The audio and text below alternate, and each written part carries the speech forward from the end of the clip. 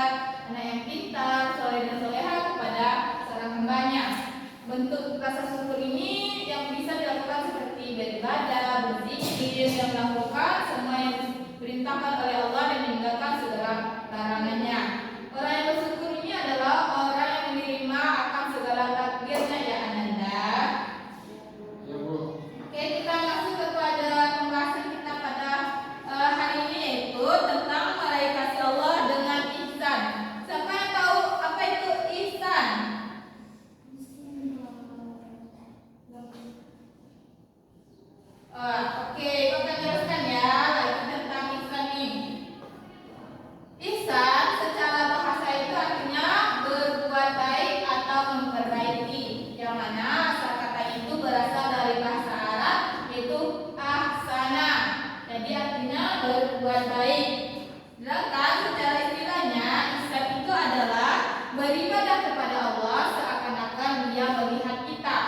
walaupun dia tidak melihat kita, sesungguhnya Allah memperhatikan kita ya, atau mengawasi kita, atau disebut juga dengan kata muraqabah ya Ananda. Jadi ketika seorang hamba itu melakukan suatu kebaikan, sesungguhnya Allah selalu mengawasi kita ya Ananda. Jangan dipikir Allah itu tidak melihat kita. Kita masuk kepada dalil tentang ihsan. Sebelumnya Ibu akan membacakan dulu dalilnya, silakan disimak ya Nanda. Nanti kita baca secara bersama-sama. A'udzu billahi minasy syaithanir rajim. Bismillahirrahmanirrahim. Wa anfiqu fi sabilillahi wa la tulqu bi aydikum ila tahluka wa ahsinu innallaha yuhibbul muhsinin. Yang artinya, dan infakkanlah hartamu di jalan Allah, dan janganlah kamu jatuhkan diri sendiri ke dalam kebinasaan dengan tangan sendiri, dan berbuat baiklah. Sungguh Allah menyukai orang-orang yang berbuat baik. Oke Nanda, silakan kita baca bersama-sama ayatnya ya. 1, 2, 3.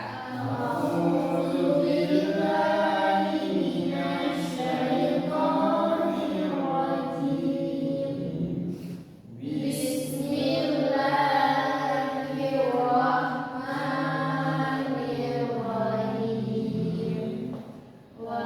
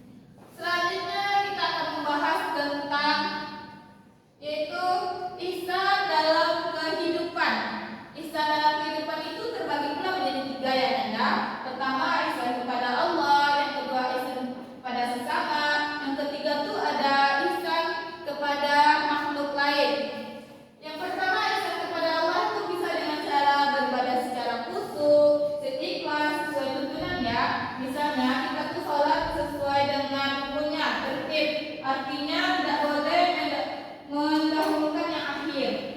Berbeda itu dengan khusyuk, artinya dengan sungguh-sungguh atau serius, tidak terpaksa. Jangan karena disuruh orang tua, disuruh oleh guru, takut kena marah. Kita tuh harus sholat dengan hati yang ikhlas, ya ananda. Kedua, ada ihsan kepada sesama, yaitu saling membantu, berkata lembut dan jujur. Saling membantu di sini yaitu ketika kita melihat seseorang kesusahan, kita harus membantunya, ya ananda. Jangan dibiarkan saja.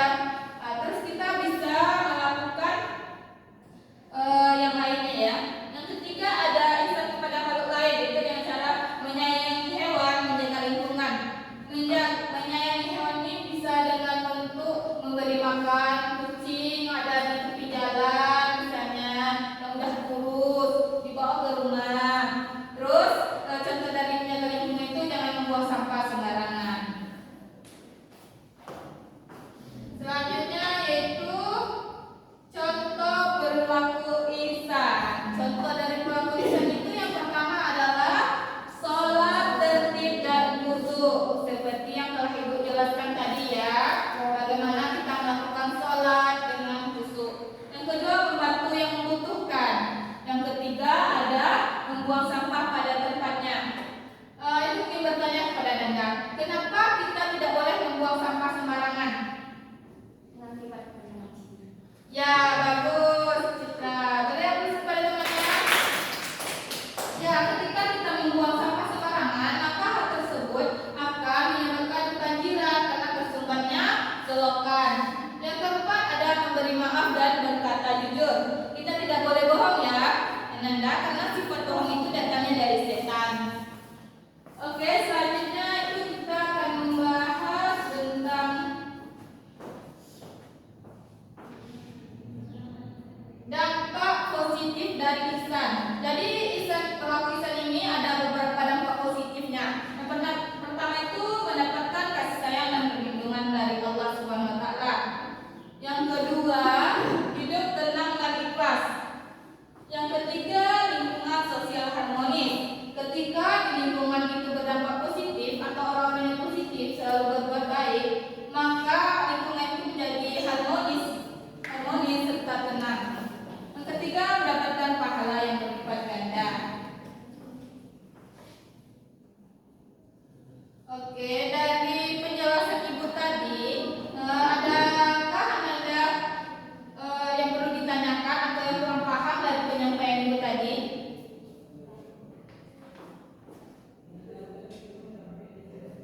Kalau sudah paham, ibu ingin memberikan tugas. Tugas itu secara berkelompok, ya Nanda. Ibu akan membagi menjadi 3 kelompok.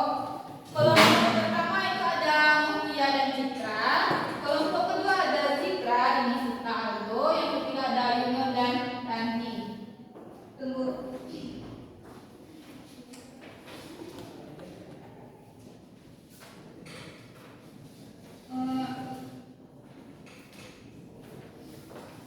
Sampai dibantu kelompoknya, Nanda.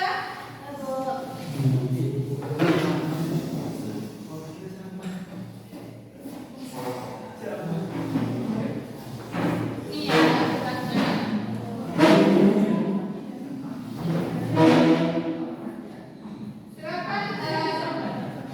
Silakan Ranti digeser dulunya untuk kelompoknya, ya. Kasih waktu untuk diskusi itu selama 10 menit, ya Nanda. Silakan dijawab.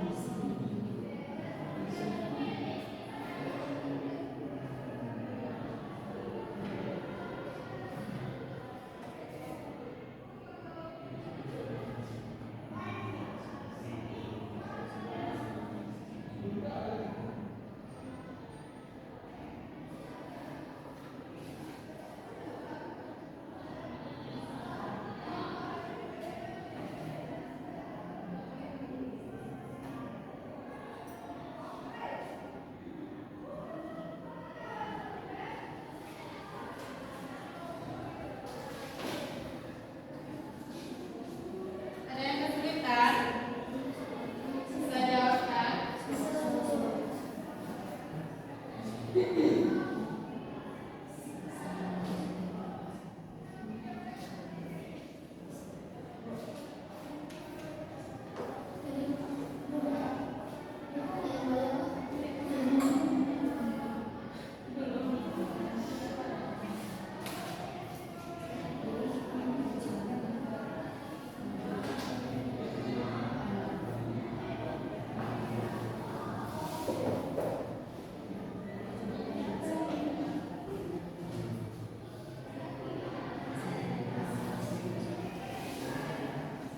waktu diskusinya tinggal 5 menit lagi ya Nanda. Silakan dibaca-baca lagi pertanyaannya.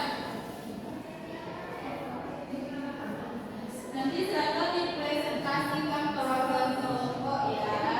Jadi dipahami betul pertanyaan yang diberikan itu.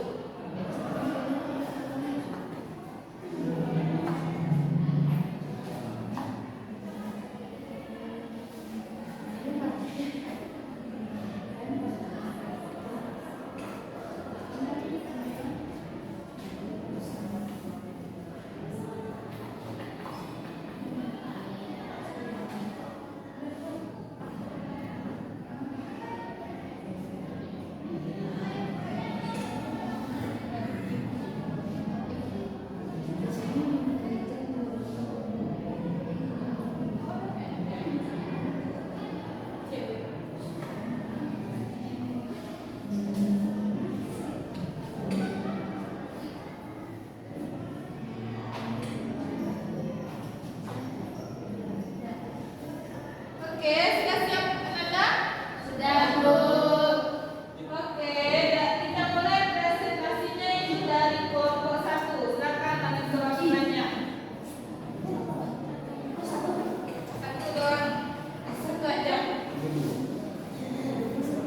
Silakan ya. Saya di sini perwakilan dari kelompok 1 akan menjawab pertanyaan dari Ibu yaitu cerita singkatnya mungkin kita yang membantu di bawah sore. Ibu merasa terkesan karena ingin bermain game oleh bersama-sama. Pertanyaannya, bahas bentuk-bentuk ihsan kepada orang tua dan cara menjaga keseimbangan antara hiburan dan tanggung jawab. Bentuk ihsan kepada orang tua itu seperti bersikap hormat, sopan, menjaga rasa menyenangkan, membantu pekerjaan rumah. Cara menjaga keseimbangan itu atur jadwal harian, gunakan hiburan yang bernilai positif dan batasi waktu bermain gadget. Ya, baik, terima kasih Mutia perwakilan dari kelompok 1 ya. Berlaku untuk pertanyaannya. Jadi Ibu ingin mengulas kembali ya. Jadi kita harus pintar-pintar dalam mengatur waktu. Jangan menghabiskan waktu hanya untuk bermain saja. Silakan dibantu orang tuanya di rumah. Jangan bermain, menonton TV aja. Oke, kelompok 2 silakan perwakilannya maju untuk membacakan hasil diskusinya.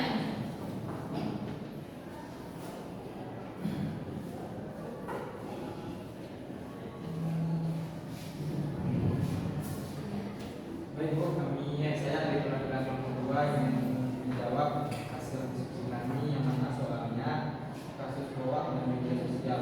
Bagaimana cara berpikir kritis dan tabayun dapat membantu kamu menyikapi informasi yang viral di media sosial agar tidak merugikan orang lain atau pribadi sendiri. Jawabannya yaitu kita harus mencari tahu kebenarannya dari berita tersebut. Apakah akun tersebut terpercaya dan berita tersebut bisa dibenarkan, dan jika tidak bisa mendapatkan kebenaran dari berita tersebut. Lebih baik bertanya. Mungkin itu saja Bu. Oke, bagus